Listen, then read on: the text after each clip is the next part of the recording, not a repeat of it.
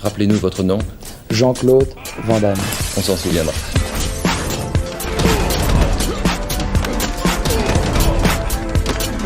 Van Damme Express.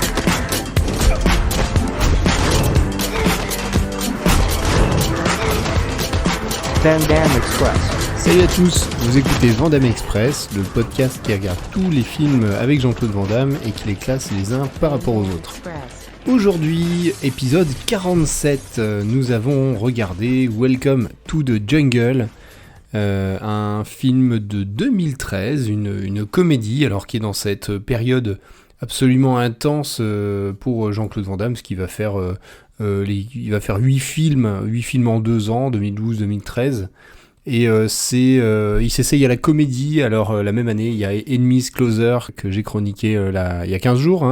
C'était pas une comédie en soi, mais où il jouait un personnage hautement coloré. Le titre fait bien sûr penser à la chanson de Guns N' Roses. Rien à voir non plus avec le sous-titre du remake reboot suite de Jumanji avec The Rock. Jumanji Welcome to the Jungle, mais qui aura lui qui arrivera sur nos écrans en 2017. Rien à voir, même si la composition de l'affiche y fait fortement penser, il arrive bien avant. C'est un film à petit budget, 3,5 millions, qui a fait une toute petite carrière au cinéma aux États-Unis, et sinon directement en VOD ou sur les networks. Pour le reste du monde, 3,5 millions, c'est un petit budget, et il est réalisé par Rob Meltzer, qui n'est pas connu pour grand-chose d'autre. Demain, je vous envoie tous participer à une retraite en pleine nature pour développer cet esprit d'équipe. Je m'appelle Storm Rothschild. Je vous enseignerai le travail d'équipe, le leadership, et si nous avons un peu d'audace, il est possible qu'on se prenne un peu de fun. Faut croire que t'as du béton armé dans le pantalon. Oh mon Dieu, t'as vu le pilote? On va tous mourir. Soyez tous les bienvenus au royaume de Mère Nature.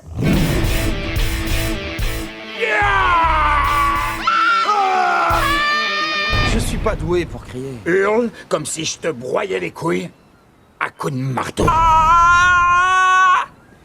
T'as des soucis? C'est sérieux, on joue pas! C'est la guerre! Sang! Et ce dingue fait sauter des explosifs! On va dire que c'est oui! Il y aurait de quoi vous traîner en justice! Storm, notre pilote est mort. J'ai vu bien pire et c'est moi qui piloterai l'avion. Vous savez piloter? Ouais, je t'en prie. Il arrivera un moment où quelqu'un devra décider. Lequel de nous on mangera le premier? Quoi? Ravière est le plus gros. Il mérite de mourir. Ce n'est pas politiquement correct, mais faut être réaliste.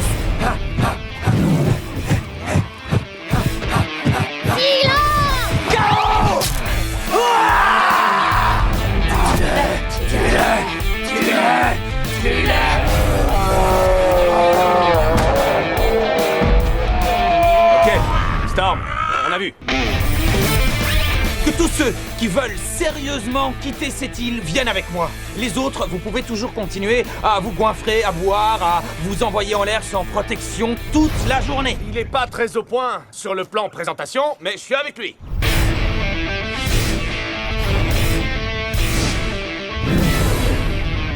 On est sur une île. Combien y a de chances de croiser un animal dangereux? 0! Alors, vous...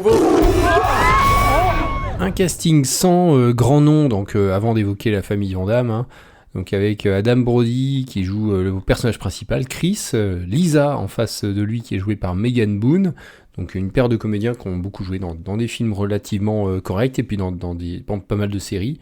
Ils vont faire le job. En face d'eux, donc il y a Rob Huebel qui joue Phil.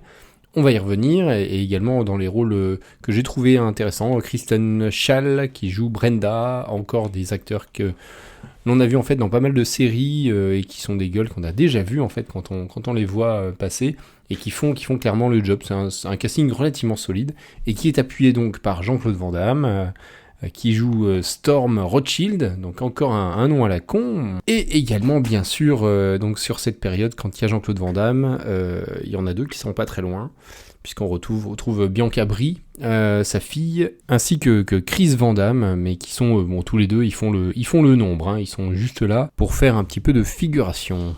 On est dans une entreprise américaine de marketing, enfin plus exactement, qui fabrique des packaging, des designs de packaging, et là on est sur un sur le début du film, une équipe qui cherche un design révolutionnaire pour du papier toilette. Donc on sent qu'on va être dans du second degré, dans de la satire. Et bien sûr, dans cette entreprise, on a le gentil professionnel dans son travail, donc Chris, qui se fait voler ses idées par Phil, le vice-président de l'entreprise, et qui est plutôt tyrannique comme garçon, et qui a plusieurs personnes qui lui lèchent bien les bottes. On a Jared, qui est un copain, un allié de Chris, hein, on va découvrir la machine à café avec lui. Et on a quelques personnages féminins, donc on a Brenda, donc qui est l'ex de Jared, et qui est un personnage à force caractère. Et on a également Lisa, donc interprétée par Megan Boone, je l'ai dit, une très jolie directrice des ressources humaines, et qui est convoitée bien sûr par Phil. Chris en est très amoureux, mais bien sûr comme il est trop gentil, il n'ose rien, il est très maladroit. Donc il en fait des caisses quand elle est là, et ça, bien sûr ça ne fonctionne pas. Donc toute cette première partie, c'est une exposition assez efficace, qui va nous présenter les personnages, qui va nous présenter le ton du film, qui est très satirique, avec un humour un peu lourd, un peu pipi caca, scatologique. Si vous voulez voler la radio dans l'avion, va falloir se servir de nos têtes et de nos cerveaux. C'est la même chose, Storm. Mais j'ai la sensation que certaines personnes ici pourraient être choquées par les écarts de langage et autres grossièretés que j'ai entendues échapper à d'autres. Et j'ai entendu P de ta M, j'ai entendu N ta sœur, j'ai entendu vire ton trou du CUL, dégage ton F-toire de Bdel, suce ma B, surveille cette S de CHIOT, tête de NOEUD et F le toit dans l'usine à chocolat. Car le toit dans le C jusqu'à la glotte, espèce de fille de P, il y a eu aussi P de sac à F. Tu commences à me brouter les C, arrête touche de F la B en sucette à coup de tapette à mouche du C. J'ai aussi entendu... Qu'est-ce qu'on en a à foutre? Il faut que j'aille chier. Bah alors, Brenda, ça va? Qui est devenue ta croisade pour le langage châtié? Je l'ai envoyé se faire foutre, la croisade. Je veux pas faire caca, je veux pas faire le gros besoin, je veux seulement aller chier. Y a pas d'autre mot pour décrire ça. C'est des vrais noix que t'as entre les gens embouteillés avec une bite anti-monde. Le bouleversement, c'est que le directeur, le patron, décide d'envoyer tout ce beau monde à un séminaire encadré par un ancien Marines qui va les faire souffrir sur une île déserte pendant 2 jours. Bien sûr, c'est Jean-Claude Van Damme qui arrive, qui leur fait un peu peur et qui montre les muscles, et qui les emmène dans un vieux coucou pourri avec un pilote qui est à la retraite probablement, extrêmement âgé. Et le problème, c'est que ce pilote va mourir assez vite dans l'histoire, de vieillesse, c'était le problème. Et que en plus, le personnage de Van Damme va se faire agresser par un tigre et va passer pour mort au bout de 20 minutes de film. Et donc tout ce beau monde va devoir coexister, montrer leur vraie personnalité, et chercher un moyen de trouver des secours. Alors bien entendu, ça se passe pas bien. Phil, donc le tyran en question, continue à faire le tyran, va monter une partie de l'équipe en esclavage, va monter tout un système féodal à l'ancienne, où il va être considéré comme un dieu. Alors bien sûr, il les drogue, et il les fait récolter du café, comme ça il a son breuvage à lui, il continue à les droguer, et il constitue son harem avec les quelques femmes de l'entreprise. Il y a plein de blagues pipi caca, et on a de l'autre côté donc bien sûr Chris, le tout gentil, qui va juste récupérer son pote Jared, Lisa et donc Brenda. Les deux camps vont s'affronter à la fin. Chris, aidé par Van Damme, vont reprendre le dessus sur Phil et révéler sa vraie personnalité de gars courageux et qui a des idées, qui est débrouillard, parce qu'en fait il était scout. Et bien sûr il va finir dans les bras de Lisa. Voilà pour l'histoire. Donc c'est vraiment une comédie typique. Alors le genre de comédie qu'on peut trouver dans les catalogues, un type The Asylum, mais en peut-être un peu moins gras, mais avec des dialogues pas piqués des hannetons. Je vais vous en mettre quelques extraits. Vous verrez, de toute façon, tout est basé là-dessus, sur des dialogues outrageux. Oh, la douleur est atroce. Je vais pisser dessus, on dit que ça soulage bien la douleur. Non, ça c'est pour les piqûres de méduses. Laisse tomber. Tiens, c'est la boîte des premiers secours de Storm. J'aurais tellement aimé te pisser dessus, Brenda. Oui, c'est gentil, mais non merci. Veuillez accueillir le koala Creighton. Il est doux, câlin et absorbant. Je vous présente le nouveau visage du papier toilette Creighton. Waouh. Vous vous avez un nouveau client. Oui. Quel génie. Toute ma vie, on m'a dit que j'étais gentil. Chris, il est si gentil. Regardez, Chris, il est gentil. Ce qui est un bien, en soi. C'est vrai, sauf que personne ne t'accorde le crédit que tu mérites. Jamais. Ou même envisage une seconde de publier un excellent roman d'heroic fantasy, tout en sachant qu'il est clairement meilleur que tous les dérivés de l'épée des ombres, qui pour le coup sont navrants mais édités. Et il y a aussi ces éditeurs pudibons, là, vieux jeux, qui osent dire que c'est du porno fétichiste, alors que c'est pas du tout. Ok, oui, il y a une scène pleine de délicatesse et pleine de douceur où une elfe noire fait l'amour avec un centaure, et ça s'intègre parfaitement à l'intrigue. Non mais tu vois, elle est essentielle. Chris, j'ai l'impression que tu t'éloignes du sujet. On arrive au moment où on doit mettre des notes. Alors je vais commencer par la note artistique. J'ai mis 3,5. 3,5, c'est dans la catégorie des comédies, c'est tout de même supérieur au Dernier Mercenaire. Hein. Moi ça m'a fait en tout cas un peu plus sourire que le Dernier Mercenaire. Ça tente un humour bien lourd, bien gras, mais ça le tente tout au long du film. Il n'y a pas de chute de rythme en termes de conneries proposées. Les personnages sont tous un peu très cons, c'est très convenu, il n'y a pas énormément de choses à raconter dans ce film, mais les acteurs tiennent leur place. C'est filmé comme un Asylum un peu haut de gamme, on va dire. C'est plutôt correct. Les dialogues sont bien nuls et l'humour, on sature vite, mais bon, ça marchouille. Je l'ai mis 3,5, donc pour le situer, c'est légèrement mieux que le Dernier Mercenaire, c'est légèrement mieux que Street Fighter, Universal Soldier, le combat absolu en termes artistiques. Ça vole pas non plus super haut. Oh, que c'est beau. Regarde-moi les nichons de Tracy. Non mais elle est enceinte ou quoi? Ils sont énormes. Oh, moi mes jumelles. Chris, s'il te plaît, arrête. On bosse tous les jours avec, on a droit à une récompense. Oh oui, Ashley. Oui, tâte un peu ses beautés. Oui, ça, c'est de la palpation, ma mère. T'as pris un maillot de bain avec toi?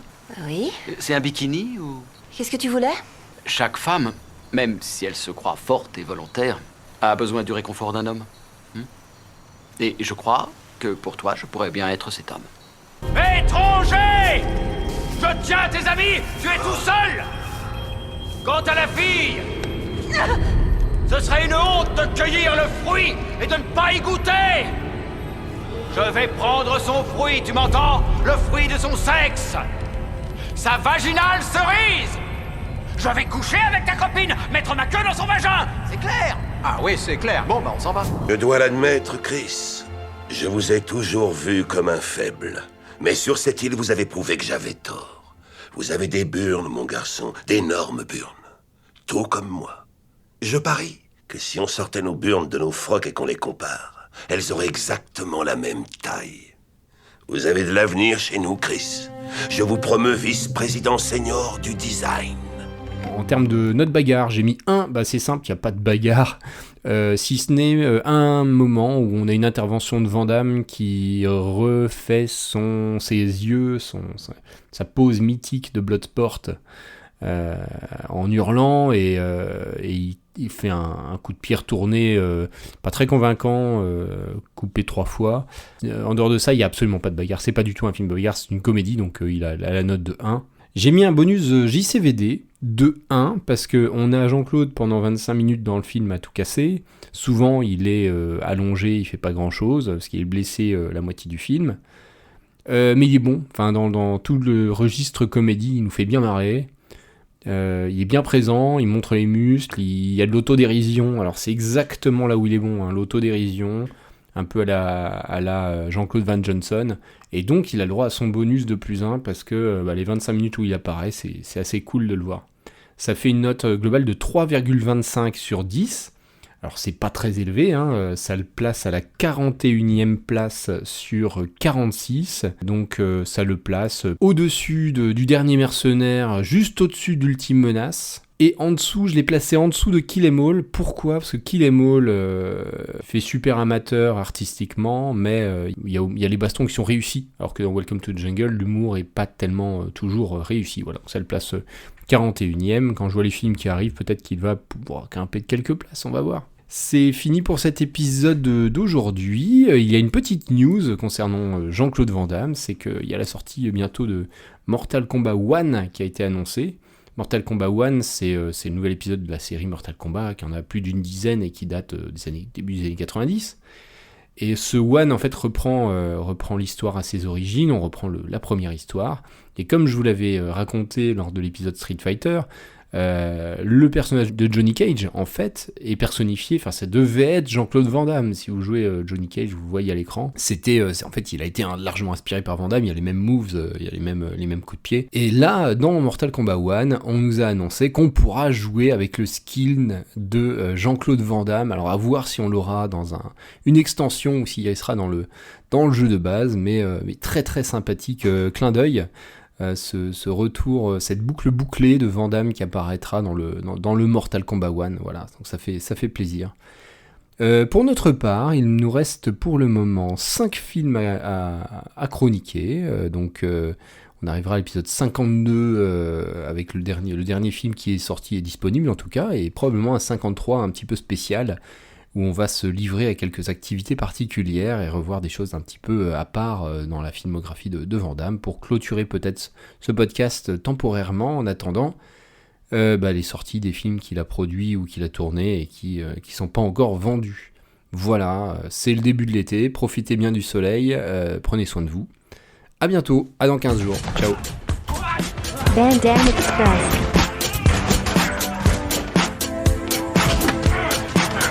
Van Damme Express. Van Damme Express.